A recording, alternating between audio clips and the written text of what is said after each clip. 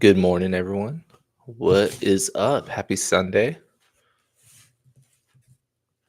Move this notepad out of the way.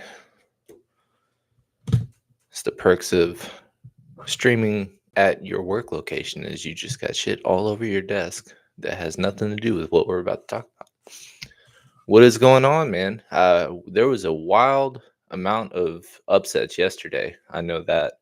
What was it? Eight or so top 25 teams ended up losing. Texas is back until they're not. So for at least a week, they're back.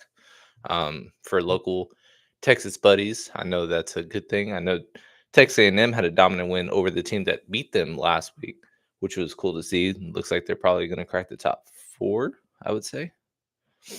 Um, but yeah, let's get into it. It's a 10-game slate today for the main. But as always, we're going to start with early only, which should have 7 of those games take place. A couple of weather things to get into, but we actually last couple of weeks we haven't really had any news that we were waiting on going into the day or to the 10:30 inactive list that were really pressing. Today, there's actually a decent amount of news that we're waiting on. Coupled that with a couple of potential bad weather games, so it's a whole lot of fun stuff. Um, Good morning, Steiger 6'7". I know that is a common expression, but I am getting too old to care what it means or what have you.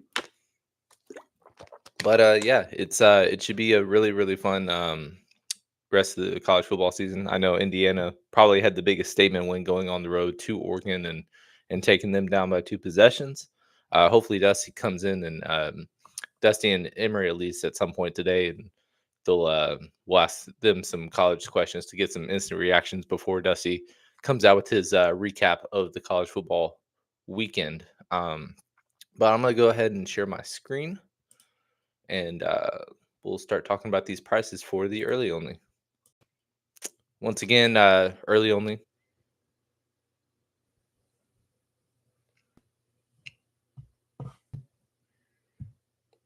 Is it better again? Let's see.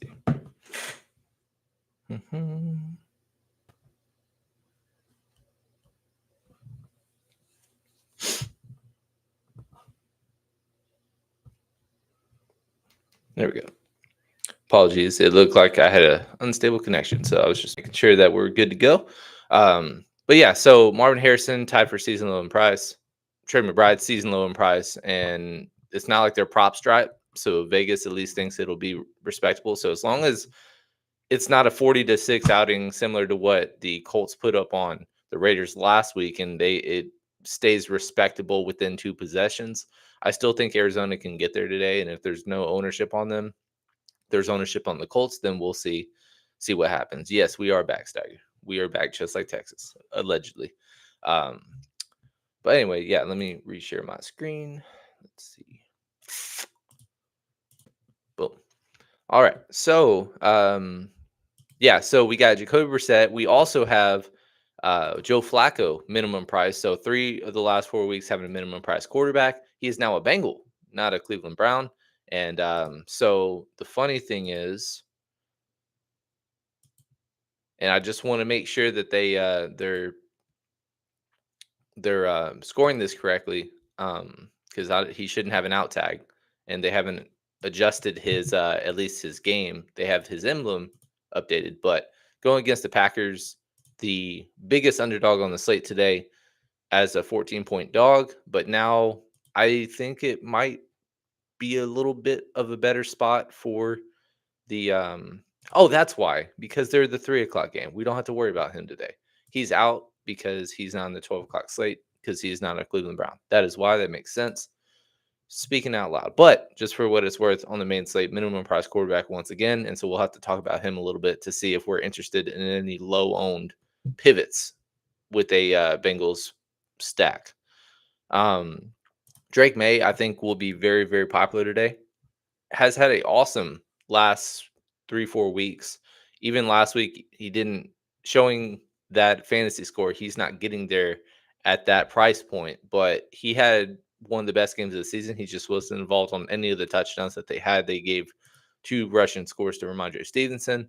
But going against the Saints, bottom 8 against quarterbacks this year, And sub $6,000 as a road favorite, I think is a pretty solid spot for Drake May today.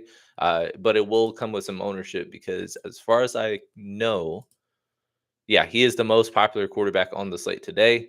And on top of that, because of the fact that Stephon Diggs coming off back-to-back 100-yard games, it looks like I don't know if it's bad chalk or not. We'll see. But usually you don't see quarterbacks getting over 12% owned on main slates, and it looks like he's right around 14 to 15%. So just worth noting. Jumping down a little bit, a couple fun names in a fun environment. Sam Darnold against Jacksonville, coming off his best game of the year, 4 touchdowns, over 300 yards with a 31-point outing against the Bucks in the shootout. That was a really fun game, and it could be the very same thing once again this week against Jacksonville. Cross country matchup, and I think Jacksonville is susceptible, and they can be gotten from the quarterback perspective. Uh, I think, as far as I know, let me just kind of pull up. Yeah, they're kind of middle, slightly above average, middle of the pack against running backs, which until Kenneth has his just, I'm taking all the touches away from Charbonnet, it's really hard to trust, but his ownership will be depressed because of that very notion. But the bigger point to me is that it looks like Seattle is going to be missing 3 of their 4 starters in the secondary today, with Julian Love, Devin Weatherspoon, and Tariq Woolen are all expected to miss. And Trevor Lawrence coming off a 28-point outing, multi-rushing touchdown, comeback win against the Kansas City Chiefs. It looks like Seattle is in a good spot, or he is in a good spot at home against Seattle to have a really good day. And ownership is somewhat on Trevor, but nobody's playing the pass catchers with him. So you have Travis Hunter down here. It sounded like they wanted to make more of a, uh, I guess, exerted effort to get deep balls to him. And I mean, he only had 3 targets, so that wasn't sexy, but he got there on a 44-yard deep ball. That's what helped a lot of people's parlays. If you follow us in the Discord, when we were doing single game showdowns. And then Brian Thomas Jr., coupled with playing poorly, had some pretty okay to bad matchups early on, but not game winning, but led up to the game winning touchdown was a probably the best throw of the season for Trevor Lawrence down the sideline to Brian Thomas Jr. So 4 catches on 6 targets. I want to see him get more involved, and he has not scored a receiving touchdown this year thus far. But going against a depleted secondary right now, if I pull up Jacksonville's ownership, let's pull that up for their skill players. So right now, Brian Thomas Jr. is showing right about 5.5 to 6% owned. And I think that's just really, really low for the type of receiver he is. Travis Hunter, right around 4.5%. And then the other guy I wanted to mention was Hunter Long. Hunter Long, who is that, you may ask? Well, Brendan Strange is out for the season. I'm sorry. He is out for at least 4 weeks. He went to the short-term IR. I don't know why I said out for the season. But Hunter Long came in and played most of the snaps. He played 60% of the snaps on Monday against the Kansas City Chiefs. And he's probably going to, by default, inherit most of the snaps / usage from that perspective. And if he doesn't, that just gives more of a boost to the trio of Travis Etienne, Brian Thomas Jr., and Travis Hunter. But with that said, Hunter Long, $2,500 as a tight end. We've been dealing with minimum price running backs. We've had value receivers. We've had minimum price quarterbacks multiple times in recent weeks. We haven't had the cheap of the cheap tight end in certain spots like this. And he's actually projecting pretty solid as a respectable, like 7 points. That can get you there, especially if there's not a ton of value at receiver or running back today, and you want to do a bunch of spend up options. Doing a stack of a Trevor, a Brian Thomas Jr. at tied for, I think, his season low in price. Let me pull that up real quick. Brian Thomas, not a season low, but $6,200, very reasonable for a wide receiver 1 on a team in a good environment. And Hunter Long, so $8,700 combined for 2 pass catchers with a really cheap quarterback in Trevor Lawrence, who is $5,100. Like, I'm kind of really down for that, to be honest, today. So I'm excited to see what we can build. He will be a quarterback I do want to build around. I did say early in our initial breakdown, Bryce Young being once again the puke quarterback of the week. Problem is a little bit worse weather. And so you got worse weather, quarterback not playing well. You know, it's not as exciting as I was about Tetaroa being a breakout, Bryce Young getting there. So it feels like unless he scores that rushing touchdown, I don't know if I really want to get down that low. I don't know if you need to, but it's just worth noting. Let's see. What is up, Dusty? Good morning to you. I was shouting out your Aggies earlier that they're about to crack the top four pretty shortly. I'm assuming they'll go behind. Let me pull up the standings real quick.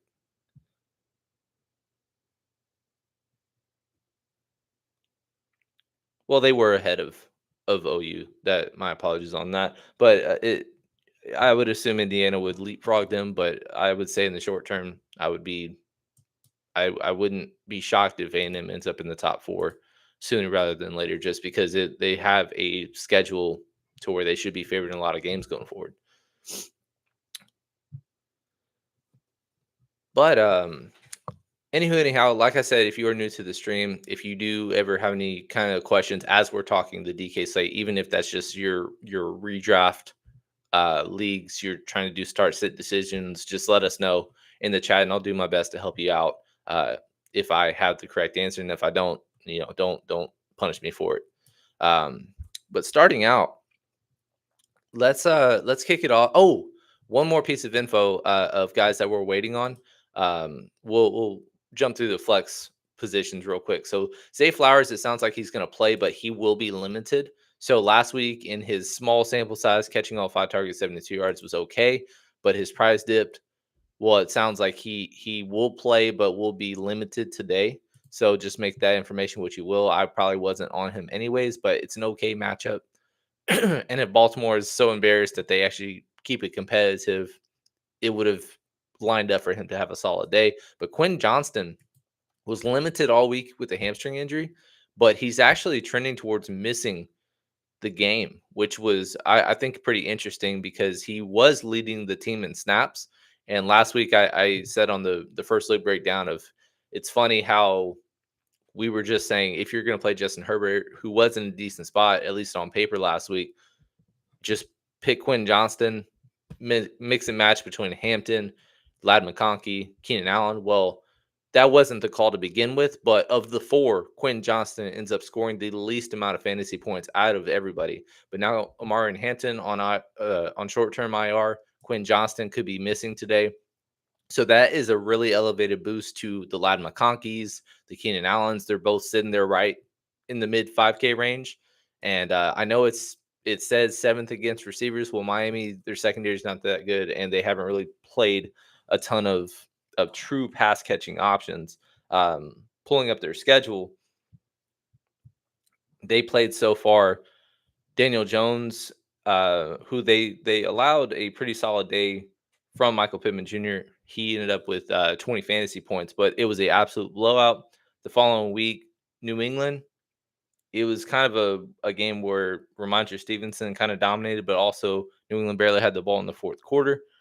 Against Buffalo, allowed 3 passing touchdowns. Against the Jets, Garrett Wilson got there with over 20 fantasy points. And then last week, Bryce Young having 2 passing touchdowns. For some reason, Tetaroa did not have a catch in the second half, but he had a really solid day. So, with that said, I think it's a pretty solid matchup, especially if we just know it's just Lad Keenan and Aronde Gadsden. I don't know if his price has jumped up. Let's look. $2,600. Like, I'm not mad at that. Let me pull up the snap counts, and we'll see. I know that they're saying that they want to get him more involved.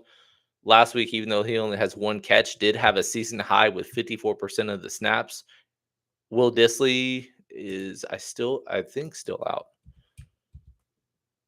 No, it looks like he'll probably be back today.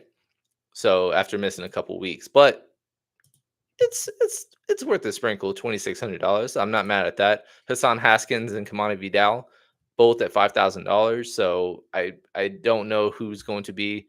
Obviously, the Miami run defense has played worse than the pass defense, so one of them can get there. I it's a coin flip. Who Hassan last year? I remember being the guy that um like Kamani Vidal when he had the opportunity, and Hassan Haskins is catching screens and going for 50-yard touchdowns, and I'm just like, I give up. I don't know. But Kamani Vidal, our 2024 best ball shares would be very happy if he were to break out today. That would be really cool.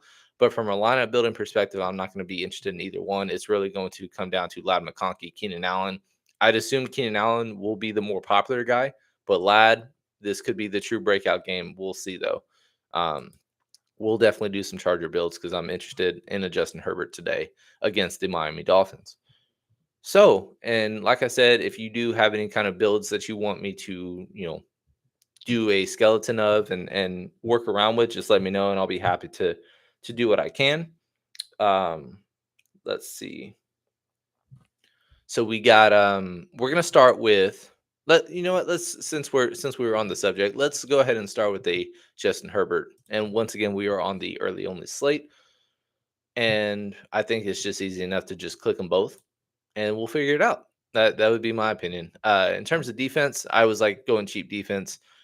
You can make a case for a lot of these guys this week. Last week, we actually went double cheap defense for basically all of our lines, and both of them worked out with the Texans and the New Orleans Saints. This week, New Orleans against the Patriots once again. You can convince me because they've actually for the 5 games at least 4 fantasy points. They're getting sacks, at least 3 sacks in 3 of the 5 games. They've had forced multiple turnovers this year. Last week had a fumble return for a touchdown. Problem is, if you're giving up 44 points or 31 points, that's not going to get it done. But the Patriots, it's not like they're a high flying offense. They could get to 27 today, but that's not going to kill you at this price tag. So I can get behind some New Orleans. On the afternoon slate, Tennessee is going to be one of the more popular today against the Raiders. Cleveland Browns, lowest total on the day today, $2,500. I'm not mad at them either. For the 5 games with at least 5 sacks. Oh, I'm sorry, for the 5 games with at least 3 sacks. Once again, Pittsburgh, not a high flying offense. I don't expect them to have 35 or 34 points dropped on them. So if they stay in the 24 below range, I think they can have a pretty solid floor today and possibly even a ceiling performance, depending on how Pittsburgh looks coming off out of their bye. Seattle's defense has been awesome in 4 of the 5 games. Last week was a shootout, but the problem is 3 of their 4 secondary members might be missing today. But Jacksonville, on the other hand, has also been awesome. All 5 games with at least 7 fantasy points. Last week was a shootout, but had that 99-yard interception touchdown by Devin Lloyd, who's looked fantastic so far this year.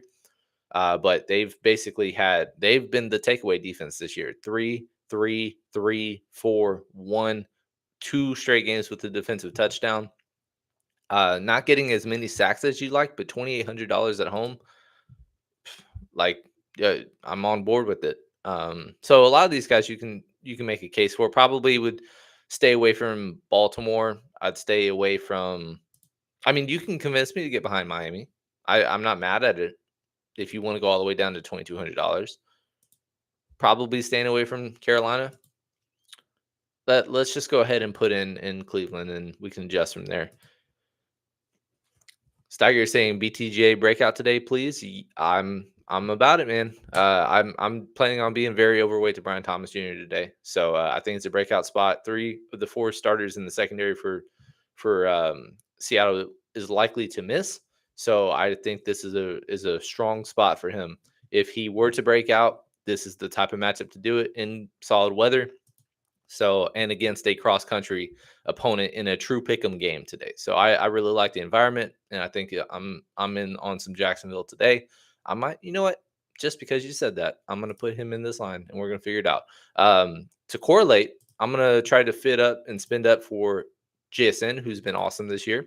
Also, a similar matchup for the 5 games so far, at least 20 fantasy points, and that's with only 2 touchdowns this season. So he's just getting all the volume.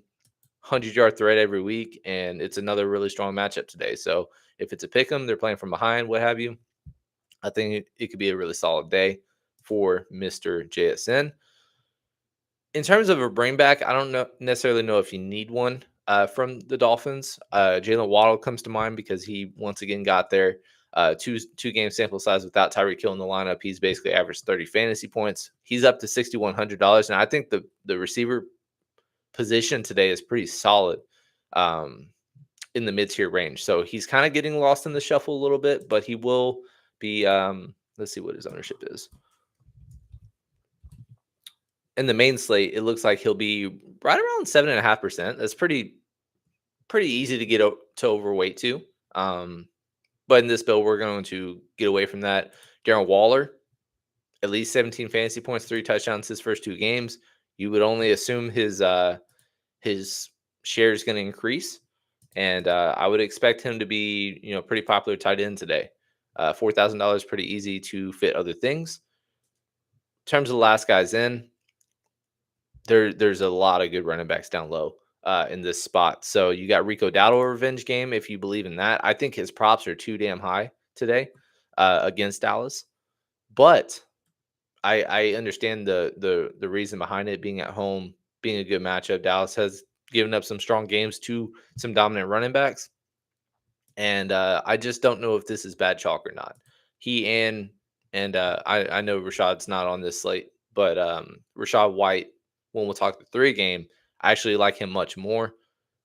But at the same time, I'd rather pivot to a Quinshon Judkins, who right now is showing. Let's pull up all the running back ownership right now. So in terms of that salary price, you got Travis Etienne right about 8%, and once again, I'm on board with playing him. A lot of people, I think, I don't really know what people are going to do with Jacksonville, but right now I think he's the highest owned of the Jags for what it's worth. Quinshon Judkins is 3.8% owned on the main slate. 3.8%. I will be massively overweight to him today. And massively, even if that's just 25-30%, that's like 5-6x the field. I love the spot in terms of just he is getting all the touches in recent weeks. 20 touches or 20 opportunities, 25 opportunities, and then 25 opportunities. And like I mentioned last week, against the Vikings, he had 70 yards and a touchdown called back due to penalties. So he very well could have had a 200-yard performance against the Minnesota Vikings. Going against Pittsburgh, who have been susceptible against the run, bottom 10 against running back so far. He's less than $6,000 for a guy that's going to get 20-plus touches. I'd much rather play a 3 to 4% on Quinshon Judkins than the second highest on running back, which is Rico Dowdle right now. I'd much rather do that. And if you did $6,200, no thank you on Derrick Henry today. I wish you can get up to some Kyron. I think it's really easy if you do pivot down, spend 100 down less on defense. Let's say New Orleans keeps them within, a couple of points today. That's enough for Kyron Williams. On the road, high implied team total, possible bad weather, so maybe a little boost to him. $6,300, I think, is really solid, and I don't hate this at all. What do you guys think? Emery, sorry I'm late. I was on burp duty. It's all good, man. All you got to do, since you are late, is just find the $1 million line for us, and we can all will be forgiven. But I really honestly like this line a lot. Getting the double stack of the 2 obvious options for the Chargers, the bring back being Darren Waller, really popular. But JSN and Brian Thomas as a skinny is really strong to me. And the running backs, I love Kyron today. I really like Quinshon because of the leverage on him. And you're getting off the chalk because Rico's around the same price. Yeah, I think it's a really fun line. What do you guys think? 8 out of 10? Ooh, man, I need that 10 out of 10 score. What can we do to get there? I know I'm not going to get a 10 out of 10 line if I build with Trevor Lawrence. So you're gonna have to tell me a quarterback build, Steiger. What would you like to see of all these guys? And I'll try to build on the fly, see what we can do. And we'll play around for about 10 more minutes on this slate, and then we'll jump over to afternoon. It'll probably be a really quick breakthrough because it's only a 3 gamer. Yeah, oh boy. Drake May. All right. So Drake May, the fun part about him is that he hasn't been a quarterback that you've needed to double stack with. Um, and that's in spite of him not really showing a ton of his rushing upside that he has. I know he has 2 rushing touchdowns, but last year he had one of the higher scramble rates, if I remember correctly, but he's just not doing that a ton this year. But I remember this Miami game. That was the game where Stephon Diggs and Hunter Henry busted, but we were on Drake May and he had 26. So he carried them, but it wasn't to those guys. It was weird touchdowns. Um, I remember this week against Pittsburgh, ugly game, but got there with 21 fantasy points. Against Carolina, only 14 completions. So he hasn't had a game where you needed to double. And with that said, I'm not going to force something that I hate. Notable news for them is just Antonio Gibson confirmed out for the year. So hopefully at some point they give Trevion Henderson the damn ball.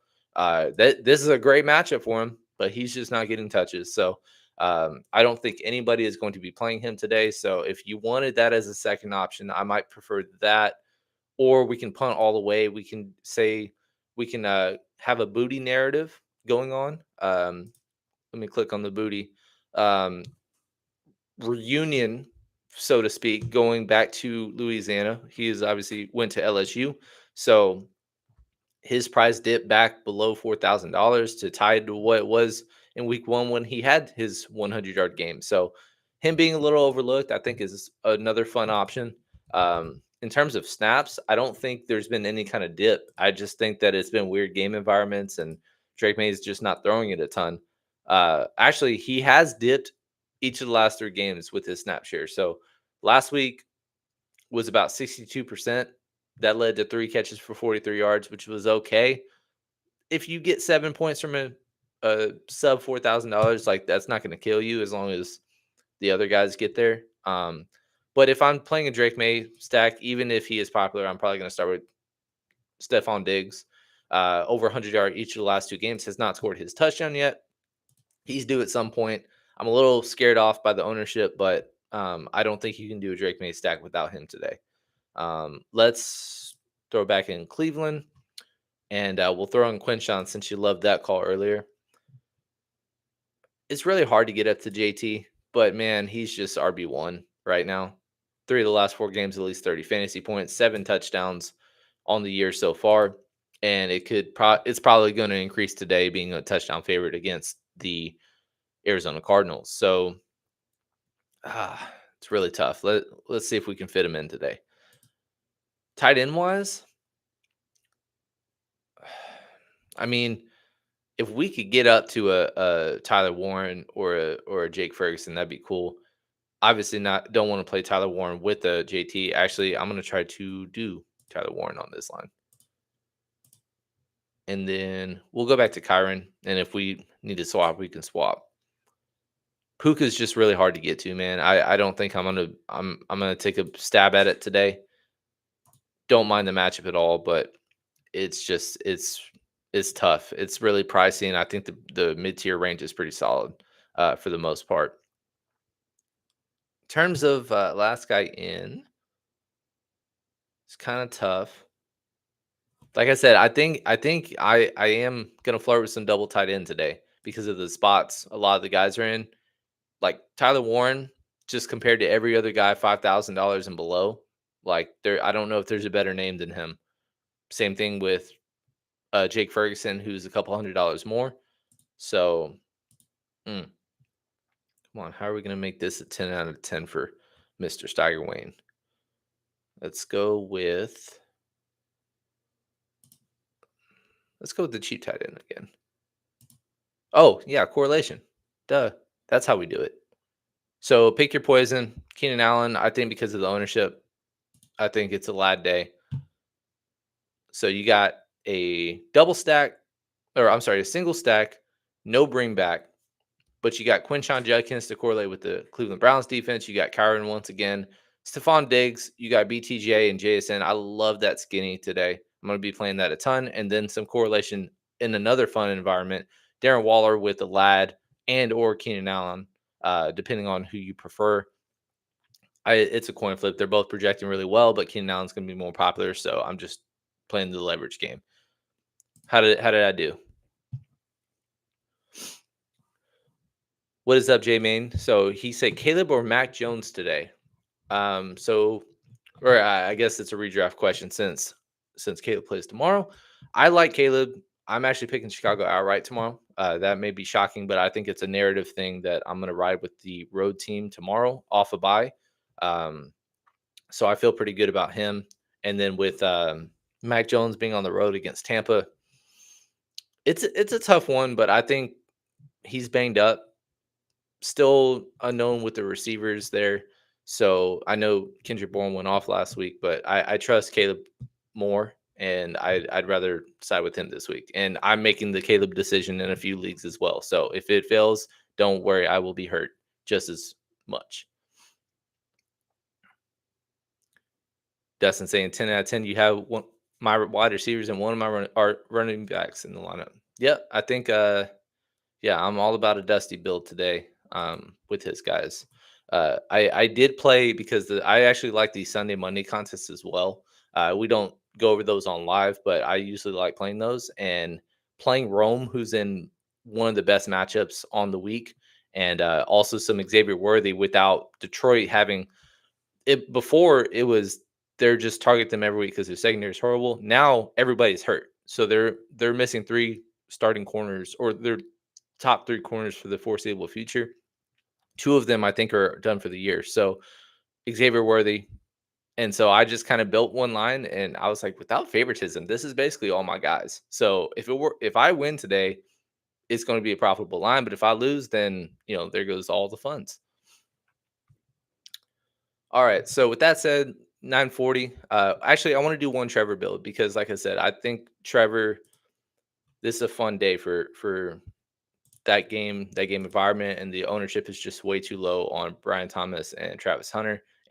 But this time, I'm actually going to play with some Hunter Long because of how cheap he is, and we're going to see what we can do with this start. So we're going to go Hunter Long. Obviously, the bring back is going to be JSN. Throw a cheap defense in. I don't really care. If you have a preference, you let me know in the chat, and maybe I'll give you a shout out when you are correct and I am incorrect. So this is a lot of money left for the rest of this slate. This time, let's try to force JT in there because I don't want to completely fade him today. We'll go down to Kyron again. Oh, it's a say draft player. And then 5,700 per. I think I haven't talked about Marvin Harrison, at least since the intro. But once again, his prop actually went up once the news of Kyler likely being out took place. So it's just worth noting. He's in a decent spot today with Kenny Moore being out as well. I think if you went Lad and you've got basically a lot of options to go with and rock with, or you can just go down to Marvin. I want to play some Marvin today. I think that'll be a fun one. $400 extra. You can go up to defense, Jacksonville if you felt like it. But in this specific line, I hope it's 45 to 42. So I don't really want to do that. Let's stay back at New Orleans and we'll go to, let's see. Let's play around a little bit. Let's put Quinshawn back in. Let's put Tyler Warren in. And that's fun. I was thinking of wanting to afford some Travis Hunter as well. But I don't know if you necessarily need to on this line. $4,700, $6,900 remainder. That's Pickens if you want him. Devontae Adams, maybe a good leverage spot. Javonte Williams, he's been balling. Haven't talked about him yet, but shout out to the Gale for calling him out last week as the best Cowboy. And he pops off for nearly 30 fantasy points. But let's put a button on it and we'll move on to another contest. So let's go back to go boom. Actually, I think last guy in. I want to throw some put Lad back in. Don't overthink it. Put in Hunter Long and just be happy. Hunt along with, let him ride you to the promised land. Put him in the wrong spot. And JT, $5,700 last guy in. And that's Kamara, really cheap. DK Metcalf is showing ownership right now. So what it's worth, don't really like it, but is what it is. He's modestly priced. So is Michael Pittman Jr. He's been just rock steady. 4 touchdowns in 5 games. Let's just do that. You got 4 solid receivers. You got the dominant running back. Bringing back with JSN, cheap defense. Pick your poison of all these guys. Can't really tell you who's going to score the defensive touchdown. Hopefully, it's the guys that we picked last week and not the week before where there was 8 and we didn't have a single one of those shares. But yeah, that is the early only. Let's go ahead and we'll jump over to the afternoon. Like I said, we won't spend a ton of time on it. It's a 3-gamer, so very straightforward. Boom. And once again, 10:30 is when the inactive list comes out. So as we're picking up some news, throw it in the chat once we get official confirmations, because at least we're waiting on some news today for certain. So just worth noting, this Q tag kind of scared me off, but sounds like Jamar is going to play. And we'll talk about Joe Flacco now because he's minimum priced on this slate and he's actually in play. Once again, he's $4,000, so he doesn't need to do a ton. Usually the sweet spot is getting to 12 fantasy points. He's projected for about 11 right now. But if he is in on 2 touchdowns, then he's going to get there. The thing is, I hope he's just involved in 45 passing attempts, at least when he's with Cleveland and nobody's really taking the top off. He's throwing to the Jerry Judys of the world, the Cedric Tillmans at the time, Isaiah Bond before he got hurt, and then a 2 tight end set. This is very just by far the best 2 pass catchers he will throw to this season are Jamar Chase and T. Higgins. So both of them low owned, decent spots. Jamar had about 25 fantasy points in the final 6 minutes of the game against Detroit last week. Got there with 6, 1, 10, and 2 scores. So if once again, let's pull up his ownership once again. He is 2.5% owned. 2.5% owned. Good matchup. 14-point dog. So if they're within 2 scores, they were down 3 touchdowns last week, and he was still getting with 32 fantasy points. So I love Jamar today at 2.5%. Really easy to get over to the field with just 1 out of 20 lines. So if that's the case, is what it is. I'm gonna sprinkle some Joe Flacco doubles today. I don't care. In terms of other quarterbacks, though, it's really just Baker. If you love some Jordan Love and can figure out who he's going to throw to, and then I guess the value play is going with Mac Jones if you believe that he'll be fine, and his cheap receivers who Juwan Jennings game time decision. So we won't get that news before 12, but again, be in the Discord. We'll usually put our final afternoon only looks out 30 to an hour before kickoff, which I think this one locks at 3:05 because of the Tennessee and Raiders game. My favorite running backs are all in this slate today. My 3 favorite, if I had to pick just out of a hat, my 3 top plays at running back today is this guy. It is this guy, the thumbnail. And it is this guy, the other thumbnail. Rachaad White, GNT, and Josh Jacobs, I think, are really strong. All of them in strong matchups. All of them projecting well. All of them have great leverage today. And even though Christian McCaffrey is the most popular, and I get it, I completely get it. He's matchup proof. It's just really hard to get to the 84, and I don't think you necessarily need to.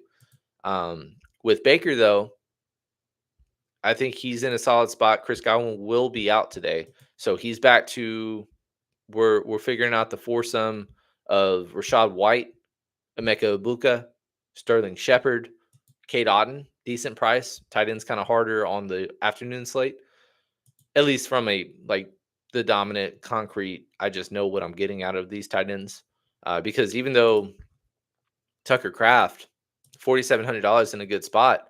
If he's not involved on the touchdowns and they're up 14 early, he could be limited today. Jake Tonjes might be the most popular because he's had back-to-back games with touchdowns, 11 targets last week against the Rams. $3,700 is reasonable. Um, and we'll talk about another fun name in a second. Defense, I have no confidence in any of these, but I will say, just because of the fact that it's a pricing thing, I'd rather pick the Bengals than the Packers defense. And that may sound like it makes no sense, but as long as you don't get -1 and get 48 dropped on you in 2.5 quarters, I think I'd rather do that than spend up for a Green Bay. The Raiders, eh, Tennessee, one of the more popular defenses today. I think that's probably the spot I would go. But at the same time, I'm going to be playing a Raider or two in this line. So, make of that what you will. But I'm going to start out with the build. And then if you guys have any thoughts, questions, concerns, then we can jump around. Um, M saying Bam Knight is getting some positive coach speak on getting a positive role. Let me see what his price is. Bam Knight, where are you? We're on the early only. That's why they're on the other slate. But once we get back into the main, I'll look up his price and we'll see where he's at. I don't really love the run game from Arizona today. They're 10-point dogs, and I'd rather just, if I'm playing them at all, play a low owned Marvin Harrison or spend up to Trey McBride than invest in one of these running backs that, I mean, Michael Carter had 23 touches last week, and he wasn't efficient, but he was on the field and reliable. So I think if anything, Bam Knight will probably just overtake Amari DeMarcado's snaps more so than dipping into Michael Carter, unless Michael Carter just starts fumbling or something. But Carter had 60% of the snaps. Bam Knight had 16. Amari had about 28. So, but yeah, we'll talk about that on the main in a little bit. But I mentioned Genty and I mentioned Rashad White. I think most of my afternoon onlys are going to have two of the three, or if we can afford it, all three of these.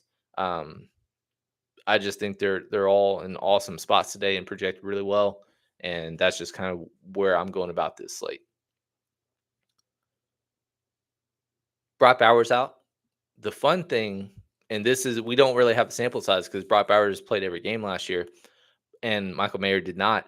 But also, Michael Mayer missed last week in addition to Brock Bowers because of a concussion. So we don't really have a sample of this former second round pick, how he can do in a Chip Kelly offense without Brock Bowers in the fold. But $3,100, that is intriguing enough of a price for me to be interested in finding out what exactly he'll be today. If you wanted to go all the way down, he's projecting really well according to our buddy Chris. Let's see, he is the third highest value tight end today. He and Hunter Long tied for third on the main slate. So have to wave my hands sometimes because the lights turn off. But don't mind him. Jake Tonjes, fine with him as well. From a stacking perspective, I think it's really hard to not get to Emeka Ibuka, especially on the afternoon only slate. I mean, he just continues to go off. 5 touchdowns, 5 games, and now Godwin, Mike Evans, and Bucky Irving all out today. Season high 72 price tag. I don't mind it at all. So we saw the 49ers give up 350 plus to Matthew Stafford last week. So I don't mind at all going the Emeka Ibuka route, even at $7,200. And it's not like you're affording anything else. It's basically making the chase decision to chase or to not chase. But if I'm affording all three of these running backs, I don't think you can afford that anyways. In actuality, you probably could if you did a Joe Flacco stack. Joe Flacco stacko. You could almost get there doing that and then either going cheaper tight end. But otherwise, you're probably going to have to fade one of these running backs to get a Cincinnati double with all those guys. But in this line specifically, I want to try to get Baker in. And I'm not against doing a triple stack because the specific guy I have in mind is Sterling Shepard. $3,800. He had 4 catches on 5 targets last week and the, I believe, game-winning touchdown against Seattle. So $3,800. He will have some ownership. He is showing negative leverage on the early only, but the afternoon slate, don't really mind it. Especially I don't mind going triples on quarterback slates like this where, yes, Jordan Love, solid matchup, but I'm all in on Josh Jacobs today, having a really strong day. And They're 14-point favorites. So I have a hard time picking the Green Bay receiver that's going to go off. But you got this, and I mean Jacoby Myers back-to-back weeks of chalk, back-to-back weeks of busting, 7 points in each of those games. He hasn't scored yet, but once again the matchup's there. So just whatever. If you want a last guy in, I don't mind T. Higgins. Um, Probably doesn't sound as fun, but I don't mind it. Calvin Ridley, really cheap today in his best matchup of the year. He started off with a gauntlet of matchups, and on top of that, Tennessee was getting blown out a lot early on. So negative game script, bad matchups, and but last week in a decent spot, finally broke out. 10 targets was by far a season best. 5 catches for 131, which is more than double. What is that? 114? Yeah, more than double, more than what he had the previous 3 weeks combined. Almost what he had the previous entire 4-game season stretch. So, but if I went all the way down there, I probably would want to get up somewhere else. So whether that's, I mean, that you can afford Tucker Craft, that's fine. I don't care about that, or I don't mind that going that route. Or let's see, let's see.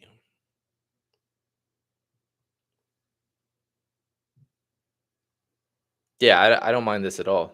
It does scare me not going with any San Francisco 49ers, but that I don't mind that whatsoever. T. Higgins, what is he projected today? In terms of ownership, T. Higgins is right about 0.8%.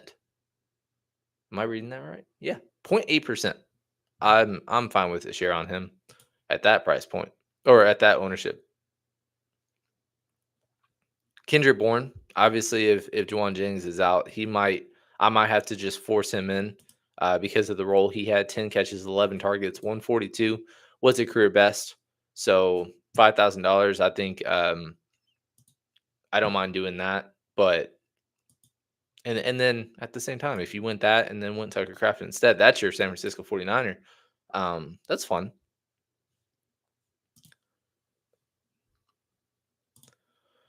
All right, let's do another build. I want to try to do a Flacco Stacko. Flacco Stacko, make Emery happy because I know how excited he was about Cincinnati trading for a quarterback to upgrade just whatever mess they have. Obviously, if I'm playing Joe Flacco, I'm playing Jamar Chase, and we'll decide later if we want to double or not. Don't really want to play any of their tight ends because they're just by committee. Chase Brown keeps going down in price. But for what it's worth, Dylan Sampson, I just remember week 1, he led the team in receptions as a rookie running back. So, if Chase stops getting tackled in the backfield for a 3-yard loss every time, maybe he can work out if he's 600 and very low owned. But that's not what I'm doing. At least here is probably by natural going to be a T. Higgins double if I end up doing that.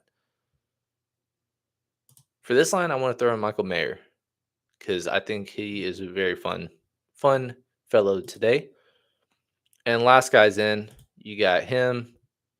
Almost got Emeka Ibuka. If you went all the way down to Cincinnati, you can afford it.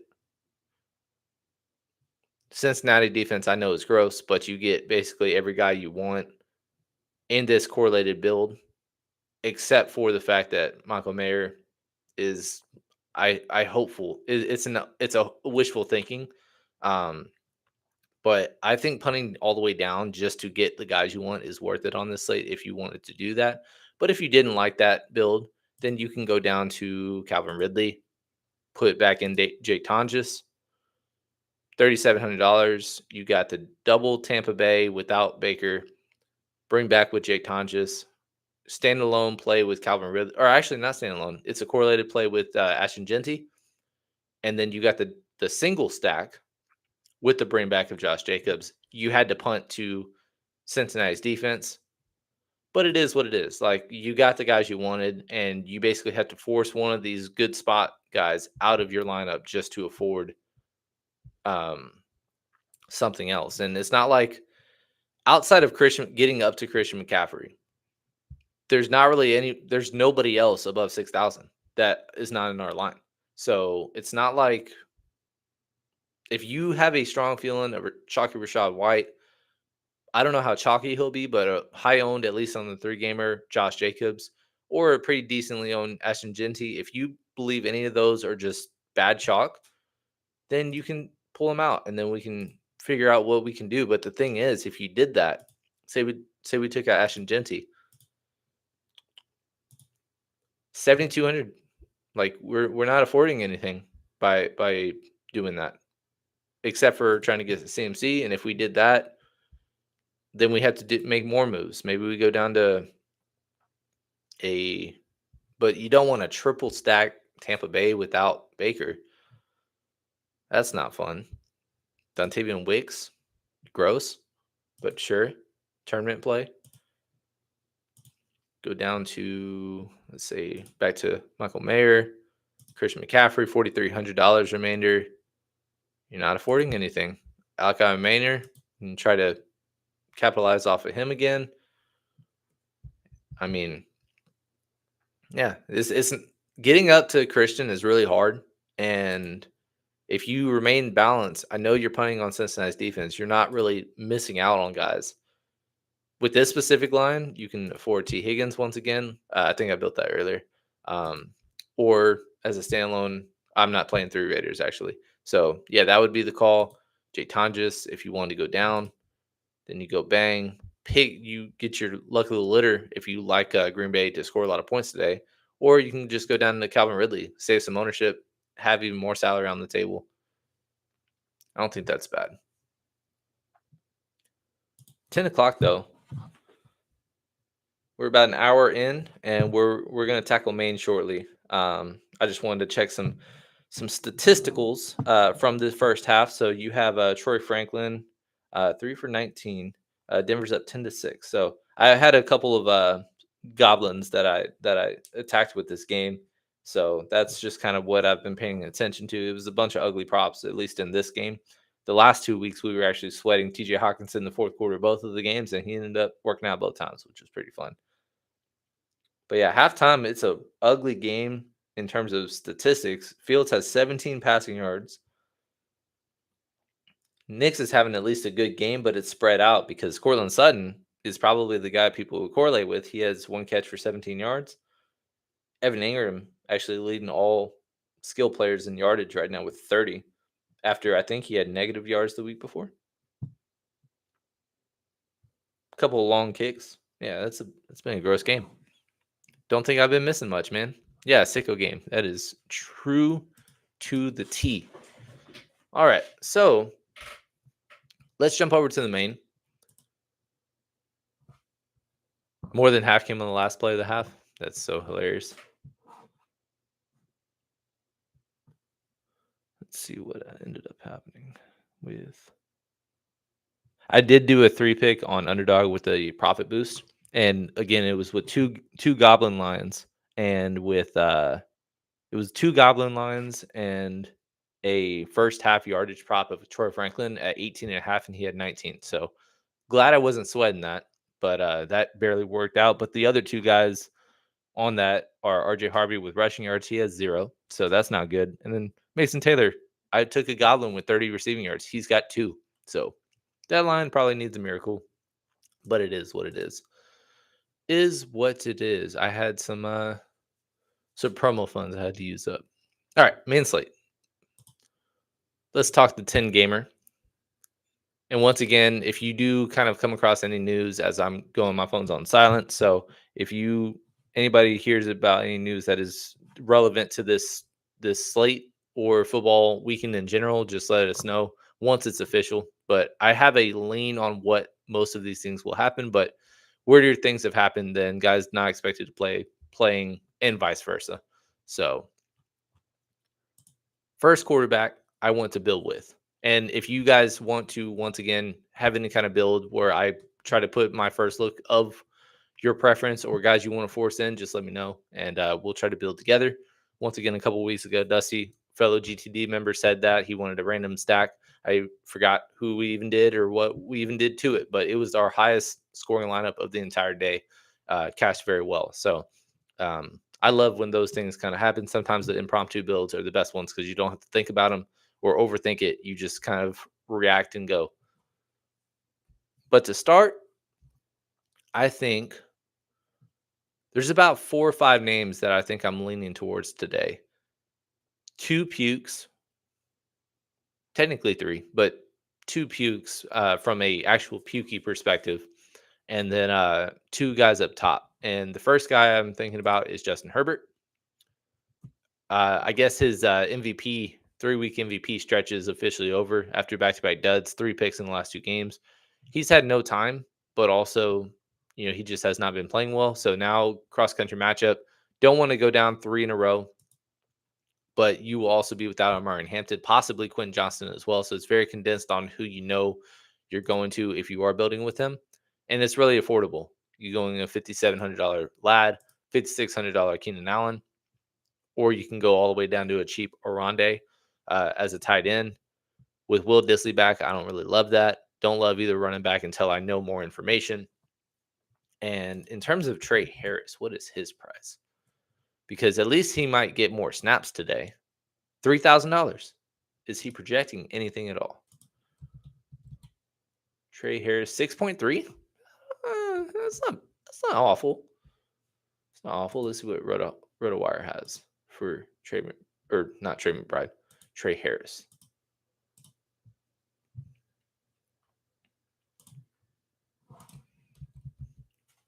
Trey Harris, they're not projecting him at all, but I think it's because they have Quentin Johnston still in. Yeah, they still have him for about 13.5. So obviously, not all of that's going to be inherited by him, but he'll be on the field more.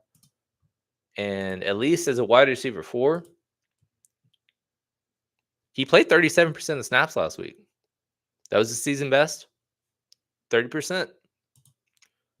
Trey Harris hasn't had a catch since week 2. I mean, I might flirt with that today, actually. That's the first time I've actually thought about that. But for this first bill, we'll do it without him. But a minimum price receiver, it's fun playing those and just seeing if they pan out. He's not going to be owned at all. All he needs is 8 fantasy points to get you there. And we've had some success earlier this year where Troy Franklin went for like 25 as a $3,200 play. He wasn't owned at all. Alec Maynard, back-to-back weeks for us, paying out as a below 4K guy. So let's see. All right. Cheap defense, like I said, I don't really care.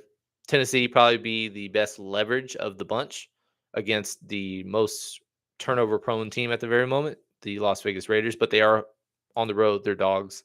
As a comparison to the Saints who are at home, Cleveland is the lowest total game. At least I can get behind that because those types of games are always 17-13. So Tennessee's not my favorite, but I'll play some Tennessee today. Bring back wise, I don't think I want to force a bring back. It is worth noting Jalen Waddle, 26 fantasy points last week. His price jumped up $700. His other sample size with Tyreek Hill out of the lineup last in 2023, he went for 30. So he's there.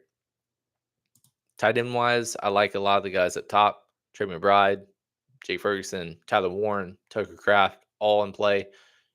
If you wanted to correlate, just because I like a lot of receivers today in the mid-tier range, I think Darren Waller would probably be my favorite bring back if I'm going that route. So for this lineup, we'll do Darren Waller. Running back wise, like I said, my 3 favorite plays are all in the 3:00 games. Plus, you get the multiple options in that slate, which is always fun. So I'm going to put Rachaad White and I'm going to put Josh Jacobs in here. $6,300 per is pretty fun. You can kind of do a lot of things. I can go down to a Marvin. That's enough for Emeka Ibuka. If you wanted to not do that and you wanted to do Genty, you get all 3 of them. And that's almost enough for Stephon Diggs, but you can get there if you went down $100 to either New Orleans or Tennessee. If you want to do that, don't mind that either. You can go to, let's see.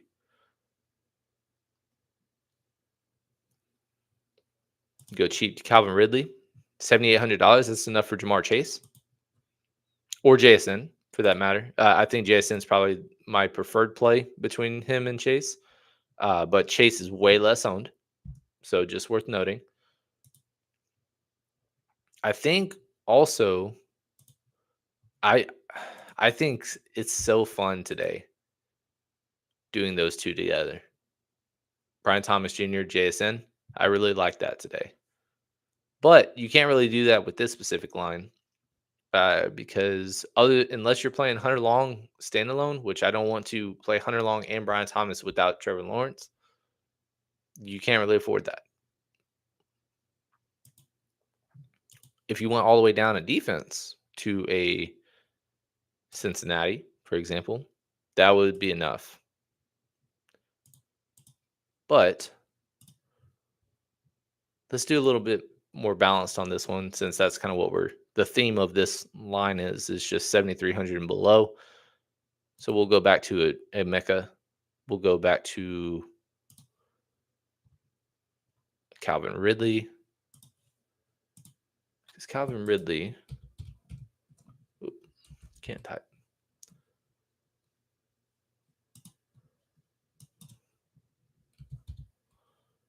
He's showing about, let's see, is that about 10 fantasy points? That's not great, but he's not going to be high owned. 2% owned right now. Season low or tied for season low in price, I think. No, he was 48 last week. So, I mean, whatever. I don't really hate it. Let's put it in the mid-tier tight end, and we'll put a button on it with a couple of other similar plays. If we wanted to correlate Mr. Marvin Harrison with him, $6,400 remainder. That's enough for Javonte. Or I think I don't know if he's necessarily preferred, because it's not like he's projected better. Slightly better environment, I guess. Not really. I don't know. He's less owned, at least. Javonte versus Karen is what the Williams boys at running back as the last guy in is probably what this lineup would consist of. Javonte showing about 22% on one of the 5 highest running backs price wise. I'm sorry, ownership wise. Kyron is right below him though at 17. So I don't know. I don't mind this. What do y'all think? So we got 2 guys in the 3:00 games. You got some correlation between the Arizona game and Indy game. I also just realized that I took out Darren Waller. That's why I had more money earlier. So yeah, if you wanted that instead, Javonte Williams, Brian Thomas Jr. standalone play. That's a tournament play. Darren Waller is the correlation of the bring back with the Chargers. 2 fun running backs. 3 fun running backs. Javonte Williams is the last guy in. And it's not like we're pivoting to any kind of crazy direction. If I wanted to go all the way down to, up to Tyler Warren, I could. Fun idea. Like I said, double tight end is starting to become in play. Just play the 2 best ones or 2 of the top ones. You got Tyler Warren and Trey McBride, same game, correlation. Nobody will play double tight end up top at least. So that's fun, at least. If you didn't like that, we can go all the way up to JSN. Where are you at? JSN. Let's try to forward Brian Thomas if we could. Don't have to. Probably can't. Huh.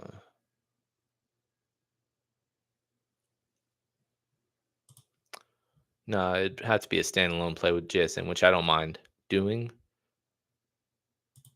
See Marvin. That's enough for Jake Tonjes. Or if you preferred, you could go to Emeka Ibuka, and then that's enough to get back to Darren Waller. Which Darren Waller, in terms of projection, is projecting as the sixth most scoring tight end, but one of the highest leverage, the second highest leverage tight end today. So you can play around with it. I think there's a lot of fun ways to build with Chargers stacks today. But before I move on to another quarterback, let's try to. And again, if you prefer Keenan over Ladd, like I won't stop you. But I just want to see what it looks like doing one of them and then Trey Harris has the other one, just because you can afford a whole lot more fun going all the way down at $3,000. And who knows? Sometimes that'll work out. But with that said, if I'm going that cheap, I'm probably going to want a cheap, or not a cheap, a more expensive tight end. This time I'll just put in Tyler Warren. And then receiver wise, that's enough to go to the thing that I keep trying to force in, which is Brian Thomas. That's enough to afford Jake Ferguson if you preferred him as the standalone play as opposed to Tyler Warren.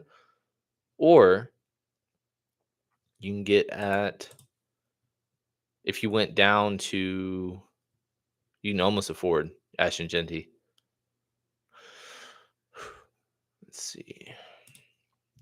You got Kyron as your standalone.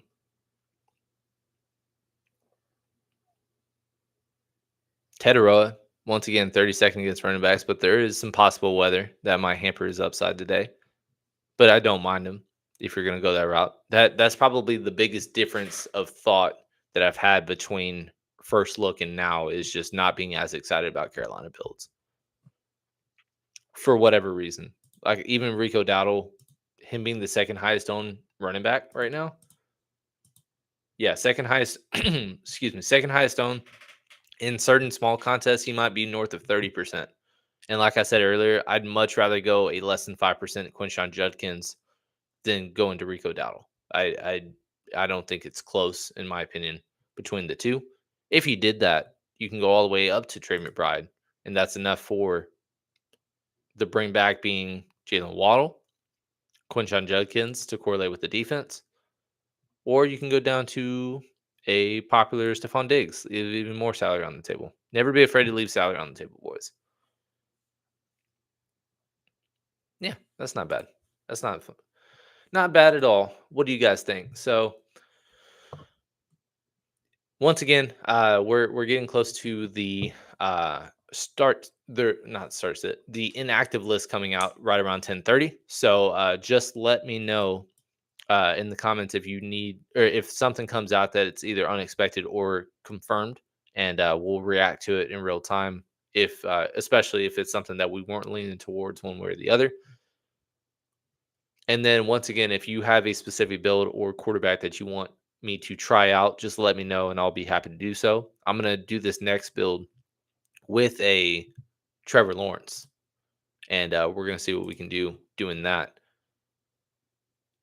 And I think it's easy to say I'm going to start like that and figure it out from there. So whether that's a Hunter Long double or a taking a chance on a really cheap, low owned Travis Hunter, we'll see what we do. All right. So I'm going to throw back in these guys by default. And if we wanted to move around, we can. If I went all the way down to Hunter Long, though, I think I can afford some really fun stuff, though. Hunter Long, $2,500, 64 per for the last two guys in. You can go like a Marvin and a Mecca, like that. You can do, excuse me. You can do a mid-tier play where you're going a Lad, or once again, I don't care between Lad and Keenan Allen. They're both going to project really well as of right now. At receiver, they're both showing at least 17 fantasy points as a projection, but Keenan Allen is the highest owned receiver on the entire slate today. So Lad being the third highest owned, still some ownership, but both positive leverage. Lad is showing as better leverage and a better, not necessarily better projection, but just I like the difference between two. It's really hard. I'm gonna be playing both of them today, especially if Quinn Johnston is out of the lineup. But if you did go with Lad, you can just see that you can afford a stop. If you go Lad, that's enough for a Ashton Genty as the last guy in. If you wanted $100 less, you can go down from either at Keenan Allen instead of Lad, or you can go down at defense. And let's say we throw in, a lot of people would like Tennessee today, and I know, so that's enough for Emeka Ibuka. Another 3:00 game, But at the same time, I wouldn't want Rashad White and Emeka together. I don't think. Maybe I would. Maybe I wouldn't. But if you didn't want that, you could instead go Quinshon Judkins, or instead of Rashad White. Actually, I think my favorite to do of those would be to do that. Have some throw Cleveland back in there. So you got fun quarterback. You've got my three favorite running backs. Two of the thumbnails for today. The other one was the thumbnail on the first look video. You got JSN in a great spot. You got the correlated play between Hunter Long and Brian Thomas to Trevor Lawrence. Cheap defense. And then last guy in was Lad McConkey / Keenan Allen, both projecting well as a high 5K receiver. But if you didn't like either one, that's enough for Stephon Diggs. Let's see. And if you didn't like if you wanted to get away from Rashad, because even though I like Rashad, I don't want to go 100% to anybody, especially if I play 20 lines. That's bitten me before. Most recently with CeeDee Lamb, got hurt before he had a single catch. But if you went down to Tennessee, that's enough for Kyron. I don't know who I prefer between Kyron and Rashad White outright today, but I want some shares of both. But I'm just showing different looks that you can do. What is up, to Gale? Glad this Jets game isn't on the main slate. It looks pretty rough right now, based on what I'm hearing in the chat. Garrett Wilson having 2 yards is absolutely brutal. Man, oh man, that's rough.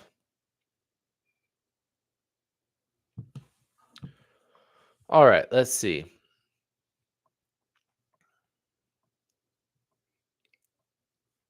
Let's clear that, and we'll go ahead and we'll jump to another quarterback. I know Baker's going to be popular, and I like some Buccaneers today, so let's try to do a Baker build. Baker build for the win. It's also a 3 o'clock slate, so you'll get some correlation. And I like late game swaps and advantages like that. I like a more balanced approach than going 8-1 in the early only and then crossing my fingers that I stay as high as I do. So if I played Baker, I'm obviously playing Emeka Ibuka. The decision is, do you go Rashad White or do you pivot? And do you go all the way down to a Sterling Shepard? Do you do Kate Otten? Doing that's fun. But at the same time, I really like all the mid-tier receivers. So I'm going to try to see what I can do with this. I actually don't mind Rashad White's a PPR-esque back, having 4 catches each of the last 2 games, just as an example. So he's always been that kind of floor. And with Godwin out as well, Bucky Irving, he's going to have all the workload. And if it's a back and forth affair, maybe he has more targets and stuff. So I think it correlates well, and it's completely fine to do both. If I'm doing a bring back, the most affordable one is Jake Tonjes. He is showing as, let's see, $3,700, 8.2 fantasy points, low owned, 4%. Or you can play some, and this is where you can do some late swap. This is a prime example of it later. Putting in a Kendrick Bourne, right? For 5,000, everybody's going to be on him. If Juwan Jennings plays, he's the better play. He's $200 cheaper, but he might be less owned. And if you just had them in and we find out Juwan Jennings is going to play, that's, you save $200, you get a little bit more different. That's kind of my mentality when I'm thinking about late swaps and certain ways to get advantage of others. Like Juwan Jennings right now, let's see if he's even projected, because he is a true game time decision. Yeah, he's projected about 11.8 fantasy points, about 7% owned, but that's less owned than Kendrick Bourne. If Kendrick Bourne or if Jennings is out, Kendrick Bourne obviously play. A lot of people are going to play him. But if he's in, I don't think it'll be enough of a gap, or I still think there will be some gap in ownership between the two. And Juwan Jennings at 48, I think you can save some salary. 49. So with this specific one, I don't know if we can afford a expensive tight end. But there's options though. What I mentioned, minimum price Hunter Long. I mentioned Jake Tonjes in the same environment. Michael Mayer, I'm intrigued by at $3,100. If you can get the Cleveland tight end right, both of them scored touchdowns last week. David Njoku had 18, which was by far his best performance of the season. They're both reasonably priced as well. Darren Waller, back-to-back games with really strong efforts, and you'd expect that it would continue to increase. Tyler Warren, slow and steady. The only thing that stopped him is blowouts. I mean, what is that? 3 of the 5 games have been blowouts. One game, he just wasn't involved on any touchdowns or scoring opportunities. The other 2, though, he still got to 14 fantasy points. And this one was unfortunate because I actually was higher on Tyler than Jake Ferguson last week. Tyler scores first, which I was like, great. But then they kept scoring, and he ends up with only 4 targets, which was a low of the season. Jake Ferguson ends up catching 2 touchdowns, and I was like, I still had ownership, so it was fine. But I was just like, damn, like it's unfortunate when you get the right call and the upside is capped because of just them kicking too much ass. But with this one, let's move forward. We'll throw in some. We haven't thrown in Ferguson yet, so we'll throw in some Jake Ferguson, who has been awesome for 4 straight games, at least 16 fantasy points, 3 touchdowns the last 2 games, and yeah, you can't go wrong with him today. And if there is some win today, that just only means that there's going to be more shakedown opportunities for him. I don't want to pick him in every line, but it's just really hard to not click Josh Jacobs' name.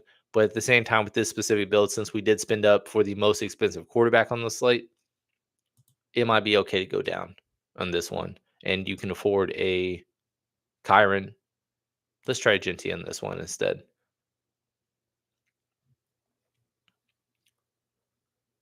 And the last 2 guys in, if we wanted to go with let's see. I think the key is figuring out this mid 5K receiver range this week. I think that's the key.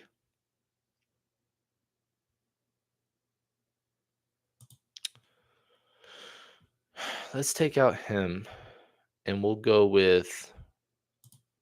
down to Jake Tonjes, $3,700. I want to see if I can afford some fun up top. JSN, that's enough for Sterling Shepard.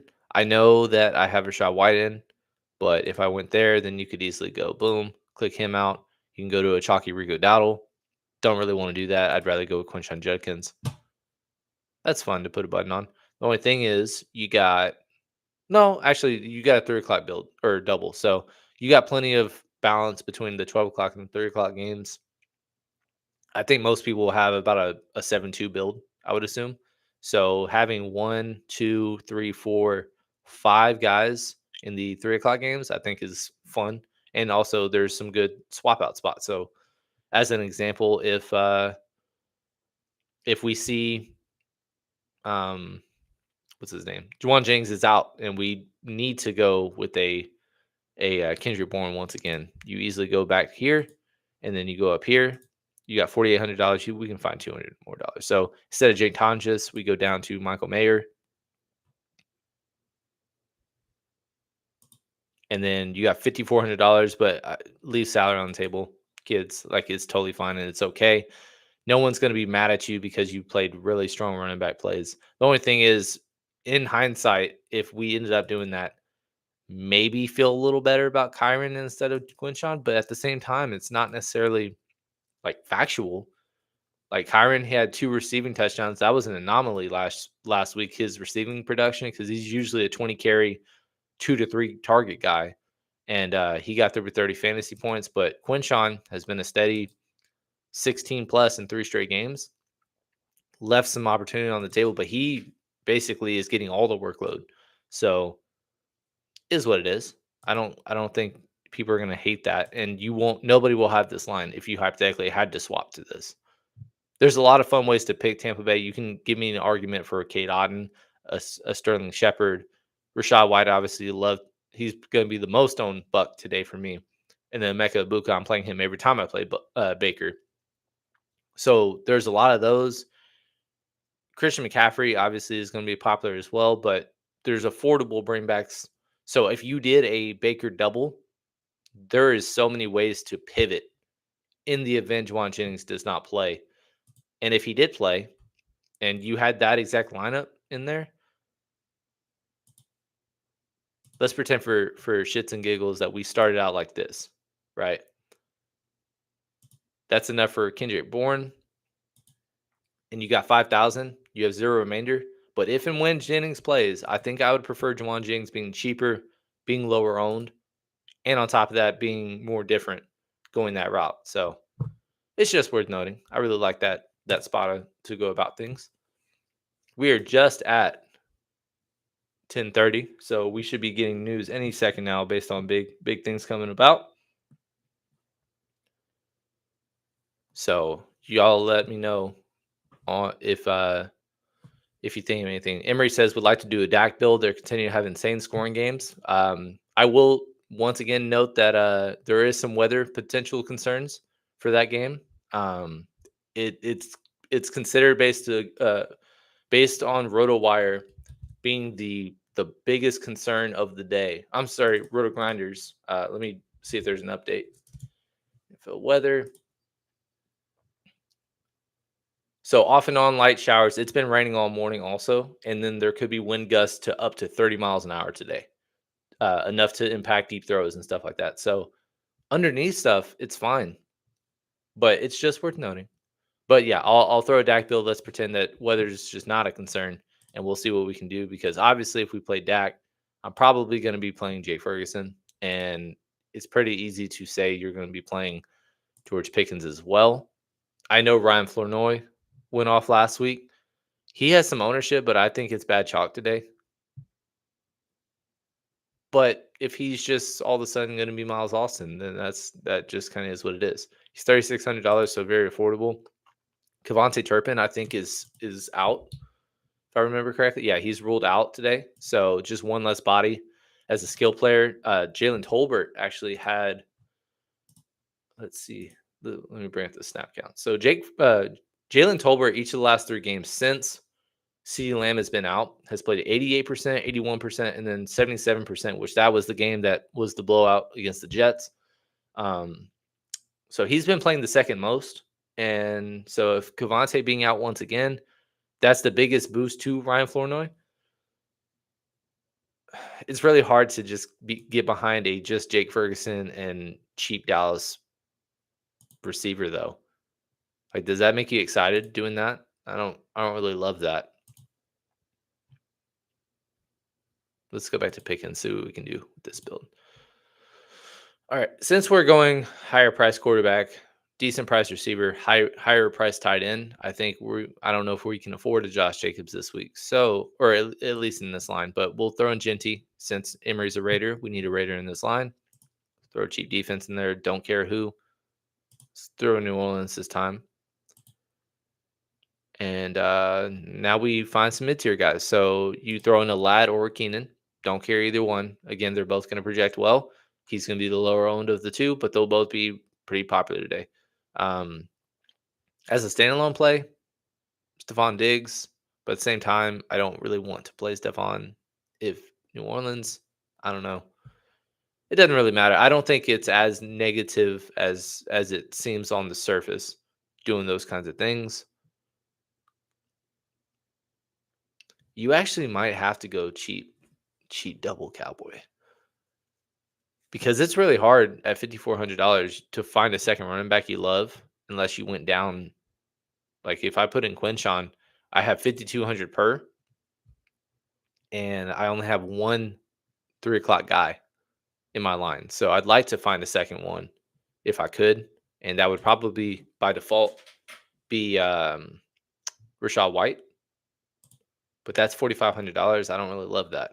But if I went down to a Flournoy, let's say for some reason he just goes off again, that's enough for everybody.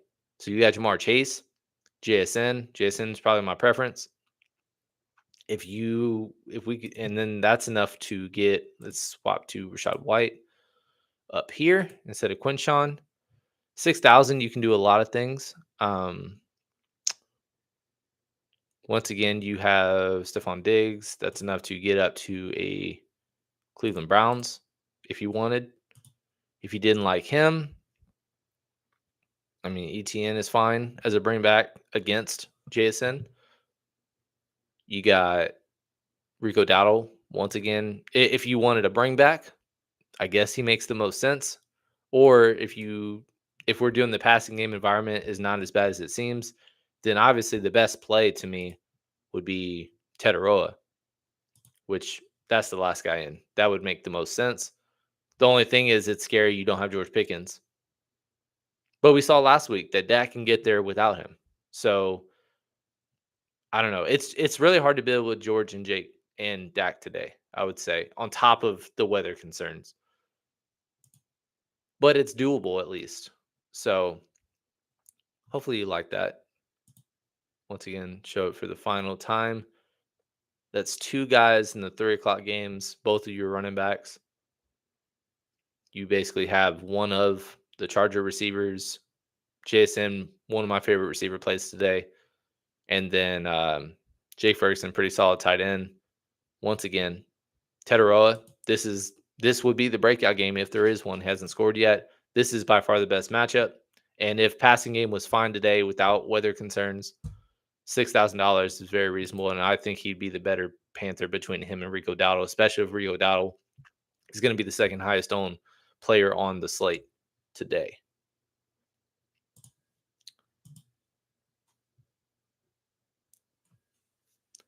Gail saying that Quinn Johnston is officially inactive. That'll help me on my final looks and builds. Going to be playing a lot of Keenan and a lad today based on that thing. So that'll be fun. Let's do a Flacco Stacko for the 3 o'clock games, or for the main slate. We did that for a 3 o'clock look, but let's pretend that he just comes in and throws for 20 fantasy points, and the reason he does is obviously because of Jamar Chase and T. Higgins. Right now, combined, let me refresh the ownership for our buddy Chris. Let's look at Cincinnati ownership. Jamar Chase is 2.5%. T. Higgins is 0.8%. So T. Higgins and Jamar Chase combined are less than 4% owned. If Joe Flacco goes off or he has multiple touchdowns, it's only going to be because of these 2 guys going off as well. I think that's might be the best leverage spot on the day, assuming that Cincinnati keeps it close enough. Doesn't mean that they have to be within 3, but within 3 touchdowns, I think they can still get there. We saw that with Jamar Chase. I think T. Higgins still had a okay day. Yeah, 3 for 22 and a score. So both of them combining for 3 touchdowns last week in a blowout game coming from behind. So it's pretty self-explanatory that these 2 guys can get there in the event Joe Flacco does, and nobody is playing this double. So I think that's fun. Go cheap defense. Bring back would be Josh Jacobs. We got a safety involved. 11-10. We got some potential scoregami unless there's something way back when that had that score. 11-10. That is a unique score for the sicko game of the week, apparently. All right. So with this build, because we have a cheap quarterback, we can afford a better tight end.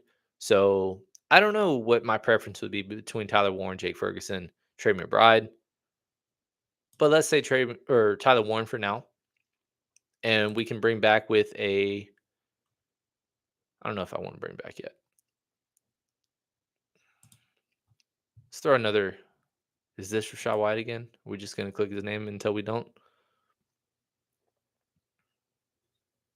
If we did, we could go this route. We could do the thing I mentioned earlier with Kendrick Bourne, Juwan Jennings, throwing Kendrick Bourne. 6,900, last guy in, Ashton Genty. That's fun. You got a really strong tight end. You got the double. Wish I could get some more confident receiver play though. see if we instead did this. JSN, 4,300. Not as fun as I thought it'd be. Let's say we went all the way down at tight end. We went Michael Mayer. Haven't brought his name up, but that's fun. I'm 100 short. This is going to be a fun thought. Throw in New Orleans. So you got the double between Joe Flacco, Jamar, T. Higgins. The bring back is Josh Jacobs. Your standalone play, Rashad White, really studly today.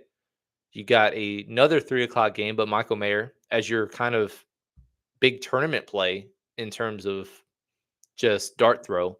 I know T. Higgins has no ownership, but obviously we're playing the scenario that Joe Flacco hits the 15 to 20 fantasy points. If he does, it's only going to be because of those two. So we're going to pretend that even though his ownership is awesome, like this play was obvious. Michael Mayer is obviously a coin flip. Who knows how it goes? And JSN and Brian Thomas, like I said, I want to try to pair that a lot. I think it's a very fun environment for both of those guys today. I think I'm playing this line for a Joe Flacco stack. I think this is really fun. And if you didn't like this, just as a quick pivot, instead, let's go to Ashton Denty.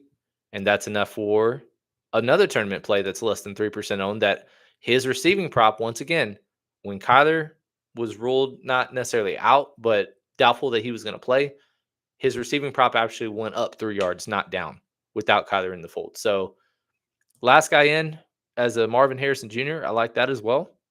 The only thing is you got 2 Raiders. That's not as fun. But it is against Tennessee. You know, Tennessee does give up a lot of things. Let's say we do. Let's go back to Rashad. No. At running back, I want Rashad White. Bang. And if we wanted to do, once again, a cheap tight end, we could. I want to see if we can afford a fun double. Like one of the 2 of the top tight ends as a double. I want to see what that looks like.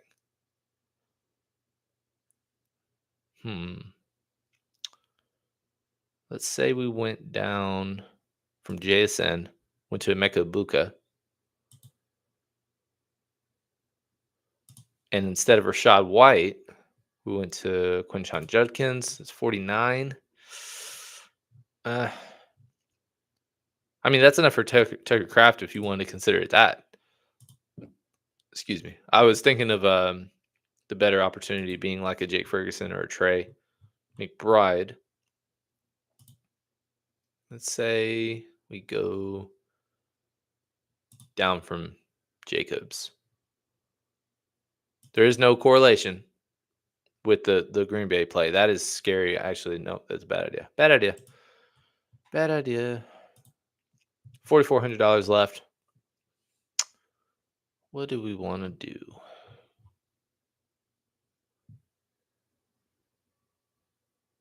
Well, there's the answer for that play. So Bam Knight, week 5 against Tennessee, scored a touchdown, 5 opportunities, but expected for bigger workload. If you wanted to believe $4,300, that's fine. Don't hate it. And it correlates with Tyler Warren. So the thing is, it's just wishful thinking. It's already going to be by committee. So, and it's not a great matchup. They're 9.5 point dogs. I'd rather not, if I'm being honest. I think there's a couple fun ways to build with Flacco. And like I said, T. Higgins and Chase combined should never, I don't care who the quarterbacks are, they should never combine to be less than 5% owned. I don't care what the matchup is. That doesn't make any sense. And I plan on taking advantage. That doesn't mean they're must plays or anything, but you play one line as a double out of 20 with Joe Flacco and both of those guys, you're over the field to everybody, except for maybe Joe Flacco. Let's see. Let's see his ownership. He's not owned either. So one lineup out of 20, you're massively over the field for everybody. You're double the field to Chase. You're 10x the field of T, and you're 10x the field of Joe Flacco. Like, there's more than a 5% chance that double can work out, and that's why I'm interested in playing a few Joe Flacco lines today. But we're 10:44. Let's move on. If you guys have any suggestions in terms of other builds, I'll go back to it. But I do want to get to the primetime slate because it is a 3-gamer and it's some fun. Where are we at? Oh, down here. No, that's afternoon. This is what we want right there. But it's some fun games, and let's create a new lineup. Ignore that one. That one never happened. But quarterbacks, basically everybody's in play. Everybody's in play. Josh Allen is QB1 right now, in spite of not having a boom game per se, or his standard boom game since week 1. But going against Atlanta on the road, Atlanta's coming off a bye. They're decent against quarterback, pretty solid against quarterbacks, but he's the type of quarterback that's matchup proof. Jaden Daniels first came back, didn't go off, but was very strong and solid against a tough Chargers defense. The problem is that Deebo Samuel might be out. Noah Brown is already out, and Terry McLaurin is already out. So you're running out of options to stack Jaden Daniels with. I think that really kind of the main reaction to that is it just makes you feel a little better about a Zach Ertz if he's the guy, or a cheap Washington receiver, which in the event Deebo doesn't play, I think he will. But if he doesn't, Luke McCaffrey is 3,800. I think he scored in back-to-back games before last week. Yeah, two touchdowns in 3 games, and then last week catching a 50-yard pass. So he's at least getting some positive plays in recent weeks. Jalen Lane, I remember, he hasn't done a ton, but if nobody's playing, any of those guys can go off. So that's Jaden. Patrick Mahomes, fantastic matchup. He's been quietly lights out for the 5 games, over 23 fantasy points. Xavier Worthy was full go early on. I think after their first practice, he was full go. So he shouldn't be concerned. Another week of rest. Had 9 targets, just didn't score. Was okay with 11 fantasy points. One a little bit more, especially at 6,000. Receivers are kind of deep on this slate. Once again, anytime Jared Goff is involved on multiple touchdowns, he can get you there. The problem is you just don't know when those are happening, because if he's scoring 37, 3 touchdowns, that'll be fine at 21. I don't know on this slate if it will be, but he also has the possibility of going for 5 touchdowns. But he can also go for 1, as he has shown a couple times as well. He has no rushing upside. He's the only quarterback on the entire slate that has no rushing upside. So he might be tougher to get to, but his ownership might reflect being more. No, nobody's really playing him based on RotoWire shitty ownership for smaller contests. Caleb Williams, $5,600 coming off a bye. 3 of the 4 games, he's done very well based on this price point. And the 1 game was a dud. He had only 12. Didn't really run a ton. Only was involved on 1 touchdown against the Raiders. And he's been sneaky solid. Washington can be gotten on the back end. I know Herbert had a tough day last week, but it also sounds like Colston Loveland and Luther Burden are going to start getting more involved now that we're past the bye week. I don't know if that just means other people are not in the fold, but I think the biggest negative would be for Olamide Zaccheaus, who was taking more snaps based on the early portion of the season. In recent games, he was right around 60%. But I would expect that him and Luther would eventually flip to where he's the one getting 25 to 30%, and Luther is getting to the 60 and paying off what his high draft capital, at least get the opportunity to do so. And then the other concern is just DJ Moore has not looked great. And on top of that, he's kind of sometimes been a receiver that if he's not getting the ball, bad body language. So $5,400 is very reasonable based on playing 90% of snaps in good game environments. You definitely need some value at some spots on these types of slates. Roma Dunze has scored in every game, 5 touchdowns in 4 games. is awesome. I want to see how it happens this week. I've heard a lot of positive speak of this being one of the better matchups of the week. The only thing is it's a Monday contest, so we're not really discussing him a ton. But I feel very good about him. 6,500 is the season price or season high in price, but I don't mind it whatsoever. His ownership is not crazy, roughly 30-ish%. So on a 3 gamer, I think that is very, very solid. Drake London, I I'm listening at 62.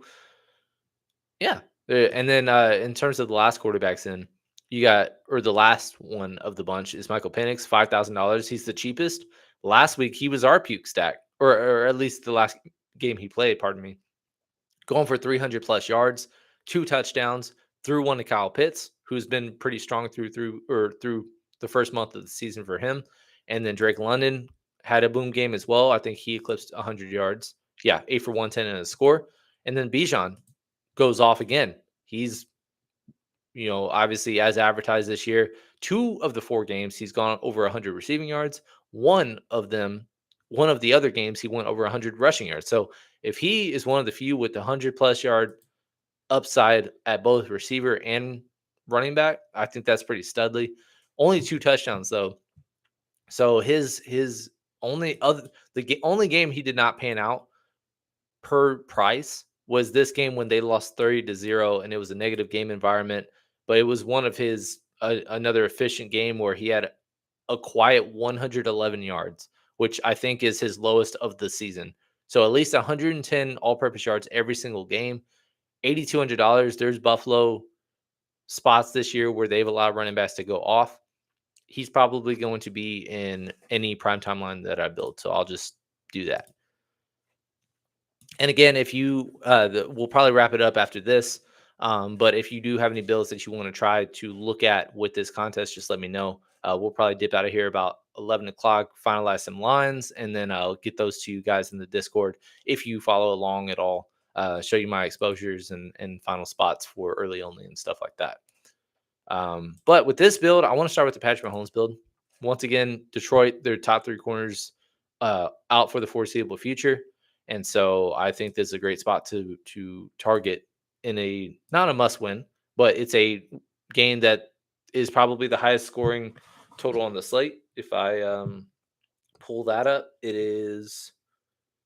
I mean, all of them are high scoring. You got a 52 over under for the Lions and Chiefs. You got a 50-pointer for the Bills and Falcons, and then you got a 49.5 point. You don't usually see a 3-game slate, and the lowest total game is 49.5 points. That's why this slate is so fun, to be honest. Defense, no dog in the fight. I will say Atlanta hasn't really looked great, other than the primetime game they had against Minnesota where they were getting to the quarterback. Defense, there's not really an exciting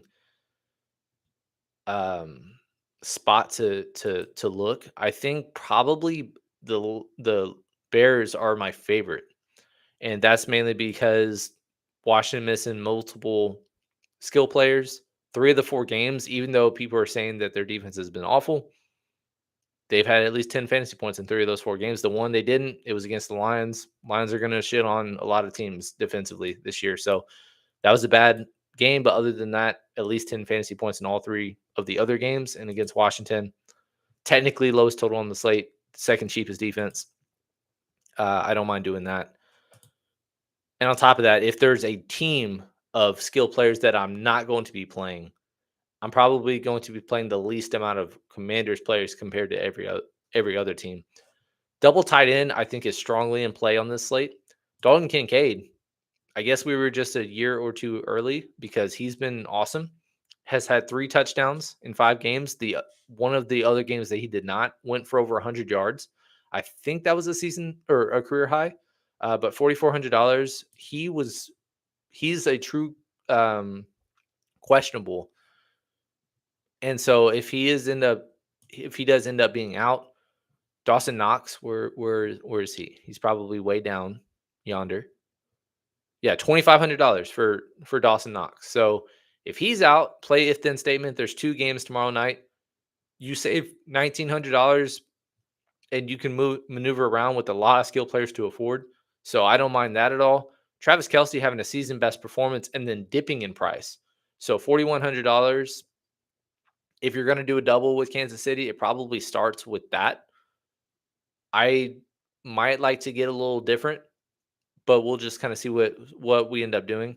But other tight ends, just wanted to mention real quick.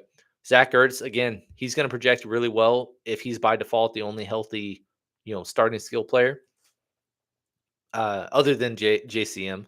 Kyle Pitts, like I said, has looked pretty strong. First touchdown of the season, last game that he played, and $3,700, very reasonable price. Sam Laporta finally got there last week with 5 for 92 in a score. Tight end's pretty loaded on this slate. And if you had a belief in either of those Chicago tight ends, they're very cheap as well. But I'm going to start like that. I'm going to bring back, no idea who is going to go off for Detroit. I think it's a guarantee that they're going to score points. I need to have exposure to Detroit, but they're kind of all over the place. The most steady options have been obviously the most affordable or most expensive ones. Amon-Ra St. Brown over 20 fantasy points in all four straight games. Jahmyr Gibbs, at least 15 in every single game. He's basically become, I don't know if he's graduated per se to the tier of a Bijan that he was basically getting drafted right next to, but he's at least past everybody but a Jonathan Taylor, Bijan Robinson, to be, and CMC. So he's pretty clear cut, borderline tier 1 or the highest of the tier 2 running backs. And so $8,000 is a season high in price. But I mean, he's still also yet to have his breakout game. He hasn't had over 100 yards in any game so far this year. The only game that he's gone off in terms of a fantasy production perspective is when he scored 2 touchdowns on a game or slate that he had 3 yards to carry, which was one of his worst of the season. Jameson Williams, I hated him in his draft price point, and I've been proven correct based on his usage just has not gone up. He's had 5 or less opportunities or targets in 4 of the 5 games. The one game that he had 2 catches for 8 targets, 40 yards. The only game that he's actually had a relevant day is when he had 2 catches for 108 yards in the score. But again, he's always in play because he's the biggest home run threat on this slate. So, $4,600 is very reasonable. It's very easy to bring back.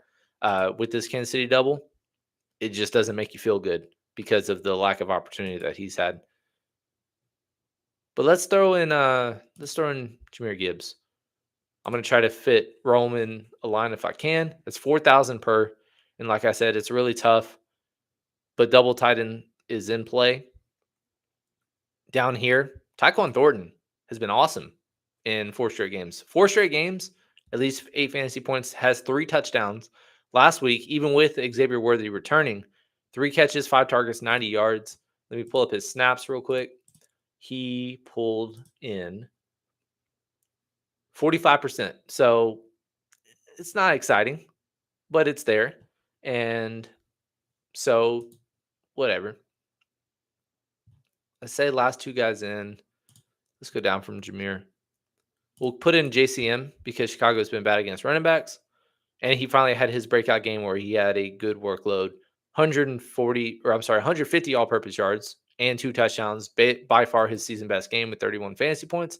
So being at home, maybe they lean on him a little more with Terry McLaurin out, Noah Brown out, and possibly even Deebo Samuel either hampered or out as well. $5,200 per. Can kind of afford a lot of things. If you wanted your Detroit line to be Sam Laporta, $5,900 remainder at the end.